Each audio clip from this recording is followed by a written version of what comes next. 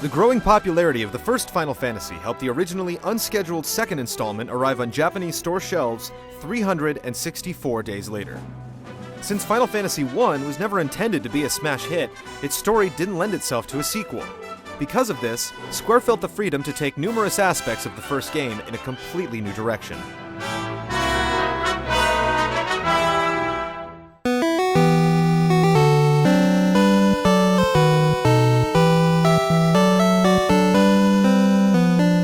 Final Fantasy II was released in Japan on December 17, 1988. Sakaguchi, Amano, and Uematsu were back on board for the sequel, as well as several members from the original development team.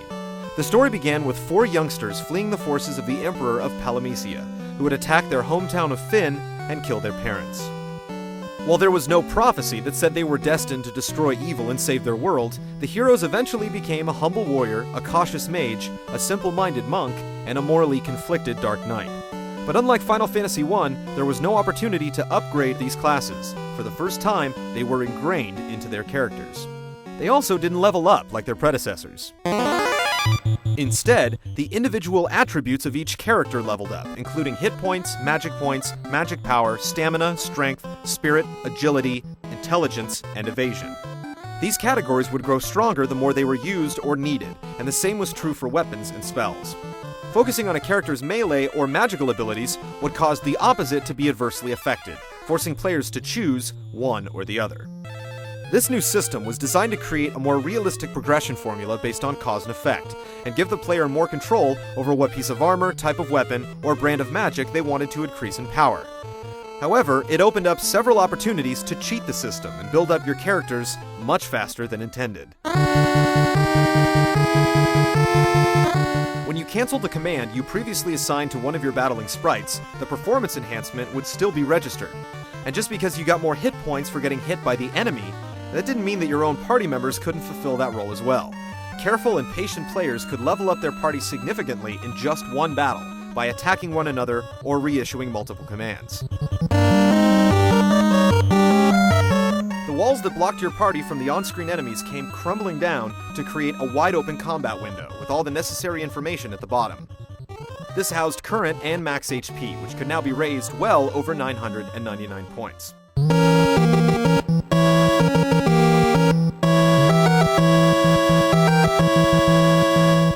Final Fantasy II also fashioned a new style of questing and story progression, which involved memorizing key terms from NPC dialogues that would be brought up in later conversations. It was a process that involved lots of unpredictable inspection and time-consuming bouts of trial and error going through the conversation trees. Mechanical and heavily scripted as it may have been, this new way of playing introduced a higher degree of hands-on interactivity that allowed players to be socially immersed in the game's world.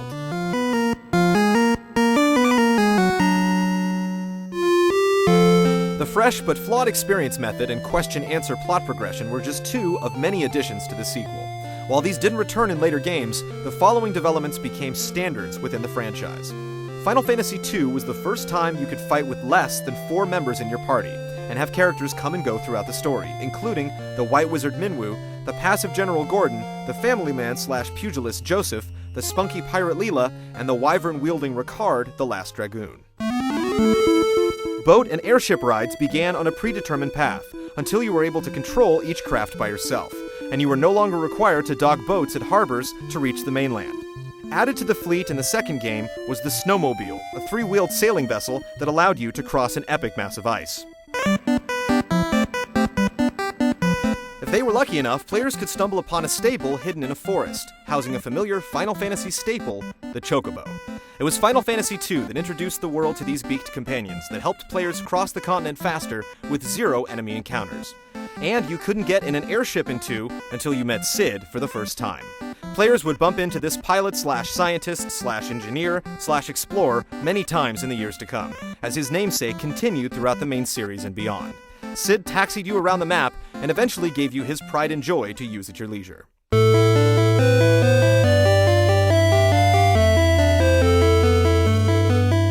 Final Fantasy II's story was much more involved than the tale that was told before it.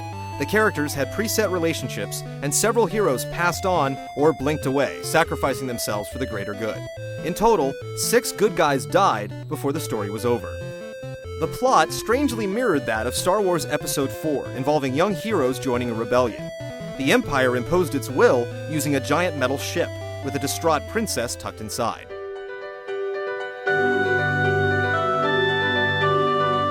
Final Fantasy II almost made its way to the States in 1990 under the subtitle Dark Shadow over Palakia, but it was cancelled due to development time and the release of the Super Nintendo. US audiences would have to wait until 2003 to play Final Fantasy II when it was reinvented, along with its predecessor, for consoles, handhelds, and mobile phones around the world. Final Fantasy II was the first sequel in the industry not to feature any characters or locations from the game that preceded it. It turned the unexpected RPG series into a bona fide franchise, and left Japanese gamers waiting for 16 months to play the next sequel. American gamers didn't get to play it until last year.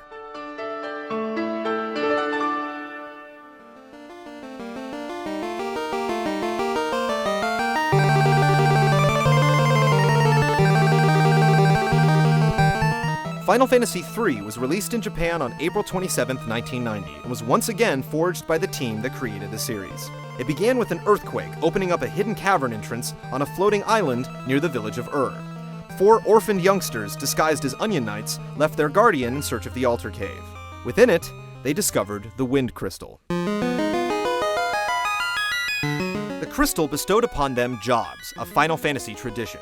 Instead of choosing one class or having the story do it for you, FF3 let you switch between multiple professions, including newcomers Archer, Scholar, Geomancer, Viking, Magic Knight, Bard, and Sage. All carried specific weapons and armor, and more were unlocked when each new crystal was found. Each job had its own special skill, and Final Fantasy III opened up a new space in your battle menu to include it. This gave thieves the ability to steal, and dragoons the opportunity to jump.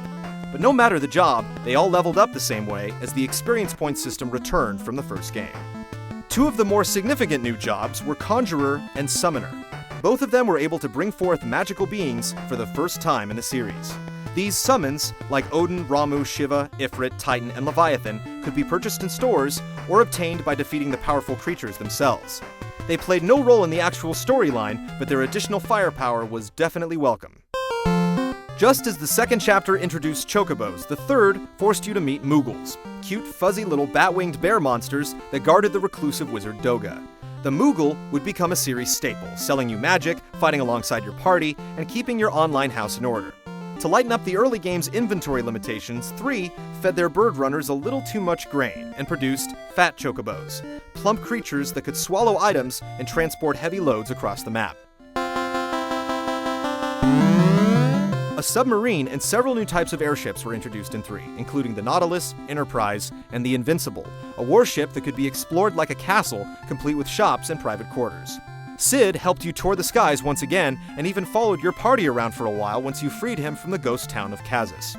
The forgetful warrior Desh hitched up with your crew after he gave you mini-magic, the ability to shrink your entire party and enter several mouse-sized areas.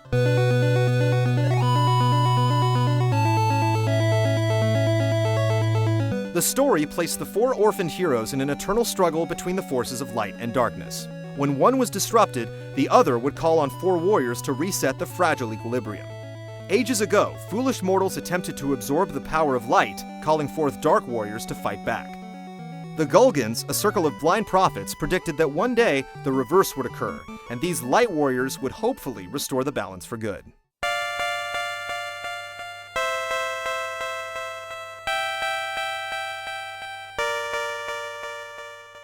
These events came to pass thanks to a spiteful mage named Zand, a pupil of the wizard Noah, and a sentient being called the Cloud of Darkness, a hive mind of evil that aimed to tip the world off kilter while an unstoppable void consumed it.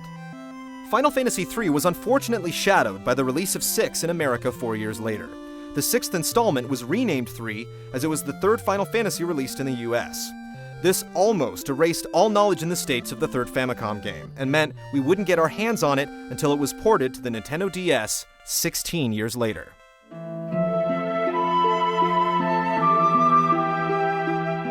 The 3rd Final Fantasy was a huge adventure, definitely the biggest RPG Square had made so far. It brought the most successful elements of the first 2 games together, and helped build a growing curiosity as the series would soon have to move ahead a generation. But before it made the jump, it met another proud landmark in its 20-year history. On July 12, 1990, 2 months after Final Fantasy III came out in Japan, the original Fantasy was released on the Nintendo Entertainment System in America, and a legion of English-speaking gamers boarded an airship ride into the future of role-playing.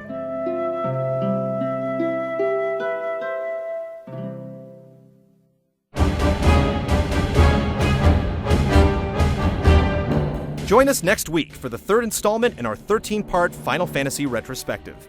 In Part 3, we'll continue on to the next 2 games in the series that premiered the active time battle system and ability points, and began an unforgettable 16-bit trilogy on the Super Famicom.